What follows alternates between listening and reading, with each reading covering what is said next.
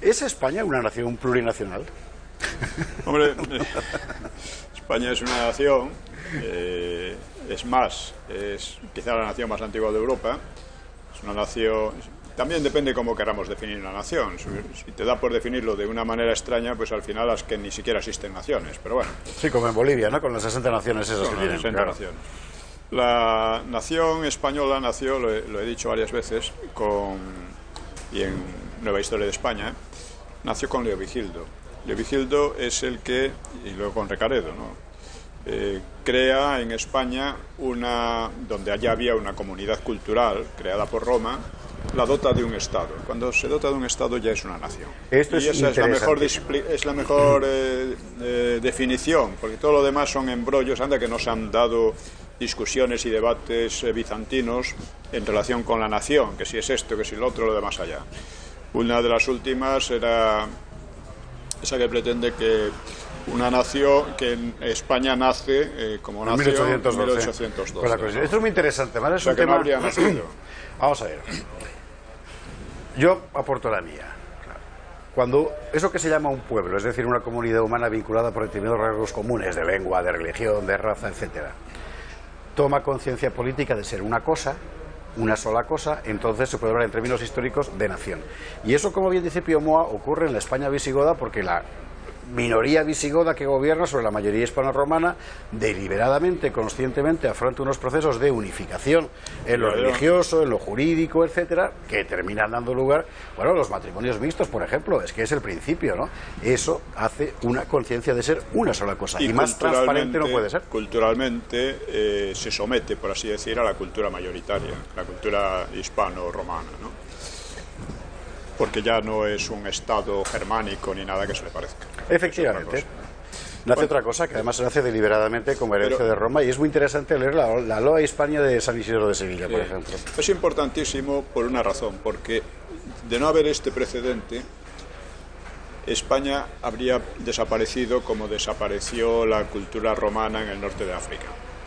Es decir, en España fue posible la reconquista porque se basaba en la memoria de un Estado anterior, la memoria de una nación anterior. Y quien lo niegue y quien lo discuta, que muchos lo discuten y lo niegan, que lean las crónicas asturianas, en fin, cualquiera de las tres, que no es que de repente don Pelayo dijera en las cumbres de Covadonga, voy a restaurar el reino gótico. A lo mejor lo dijo, pero no lo sabemos. Lo que sí que sabemos es que Alfonso II el Casto, acabando el siglo VIII, expresamente dice, voy a restaurar el orden gótico, que lo llama así, y eso significaba volver a la concepción del Estado, llamémosle así. Y la primera crónica que hay, la crónica mozárabe, pues habla de la pérdida de España. Absolutamente. Eran conscientes, claro. Es decir, lo que se había instalado en la península ibérica era algo muy distinto y en realidad contrario a España. Era el Andalus. Bueno, pues la lucha entre el Andalus y España terminó con el triunfo de España, lo cual hace que se basaba, como insisto, en el precedente y en el ideal del Estado godo, hispano-godo. Bueno, pues eso es lo que hace que, porque fíjense ustedes que la reconquista se inicia en varios puntos, debido a que los musulmanes llegaron a dominar la península. Exactamente. Se inicia en varios puntos. Lo lógico sería que se crearan varios reinos independientes, enfrentados entre sí, hubo enfrentamientos, por supuesto, enfrentados entre sí, y que no llegaran nunca a unirse, que pasara una cosa como los Balcanes. Los Balcanes es curioso porque cuando se habla de Yugoslavia es una cosa que se ha inventado en el siglo XX, pero los serbios, croatas, eslovenos, etcétera, hablaban el mismo idioma. Es impresionante lo de porque básicamente la misma cultura. Son el mismo pueblo, llegan juntos, se dividen, siglo IX si no me equivoco, y se empiezan a pegar y hasta hoy. Claro. Además, enfrentados a los turcos, etcétera. Sí. Lo lógico hubiera sido que en España hubiera ocurrido algo parecido. Es decir, que Aragón fuera una nación totalmente independiente, Castilla otra, Portugal otra, y Granada probablemente quedaría también como otro reino independiente, y que eso no hubiera llegado a cuajar en una unidad. Y llegó a cuajar en una unidad con la excepción de Portugal, que por cierto, bueno, cambiando un poco de tema, en el próximo día, en una hora con la historia, hablaremos de la contraarmada inglesa. Hombre, de la que casi nadie sabe nada. Ahora, y es verdad que además la semana pasada habíamos quedado en que vamos a contarlo. Pues vamos a contarlo. Pero antes déjame echar mi cuarto de espadas o mi tercio de espadas o como se diga, que yo de naipes sé poco. Es que es muy interesante esto que dice Pío Moa, porque tal es la conciencia de formar una misma cosa, aunque todos pugnen por ser, por así decir, el líder de esa misma cosa, que cuando los visigodos del este huyen de la península ibérica para pasar los Pirineos y pasar a la Francia, entonces carolingia, a golpes entre sí, por cierto, no se les llama evidentemente catalanes, término que aún no existía, ni aragoneses, término que aún no existía, sino hispanos. Claro. Y el nombre que le pone Carlomagno a la frontera, a esa Castilla de castillos que hace debajo de los Pirineos, es marca hispánica. Claro, y los reyes de Navarra, y Alfonso el Batallador en Aragón, y Alfonso VI, y todos se van a intitular en un momento u otro reyes de toda España o emperadores de España. Ellos entienden, en los conceptos de la época, que hay que viajar 1200 años en el tiempo, ellos entienden que su corona es suya y su territorio es suyo, pero es reflejo de una realidad histórica preexistente, que es esa España a la que todos se refieren y por la que se pelean con tanta frecuencia durante tanto tiempo. Claro, porque aquí de lo que se trata es de esto. Pero eso, sin la idea de España anterior que viene de los godos, exactamente, España habría quedado como los Balcanes, exactamente igual. Exactamente igual. Es verdad. Países distintos, peleados entre sí y que no llegarían nunca a cuajar, a pesar de tener una misma base cultural. ¿Y por qué no pasa aquí? Perdón, ¿por qué pasa aquí no en los Balcanes? Pues porque aquí teníamos efectivamente una unidad cultural previa, prepolítica, que diría Mayor Oreja, ¿verdad?, que era la romana, y que había creado una conciencia de comunidad, y a partir del momento del hundimiento del Imperio Romano, de unidad específicamente peninsular ibérica, ¿no? Que las posibilidades eran dos: o que España permaneciera como al-Ándalus, es decir, como parte del Magreb, para decirlo en términos reales, o que, y no de Europa, claro, o que España hubiera quedado balcanizada. Sin embargo, fue por así decir, la impresión ideológica, la fuerza ideológica de la idea de España, que venía de los godos, no de todos los godos, a partir de Leovigildo, como digo, fue lo que permitió una reconquista y que España fuera una nación desde entonces. Ahora, la nación y el Estado toman muy diversas formas a lo largo de la historia. O sea, por eso algunos dicen, no, es que el Estado moderno, bueno, el Estado moderno es el Estado moderno, y antes había otro Estado y otras formas, y habrá otras formas más. De hecho, el Estado que surge con la Revolución Francesa no es lo mismo que el anterior, ni seguramente es el mismo que surge a lo mejor después de la Segunda Guerra Mundial.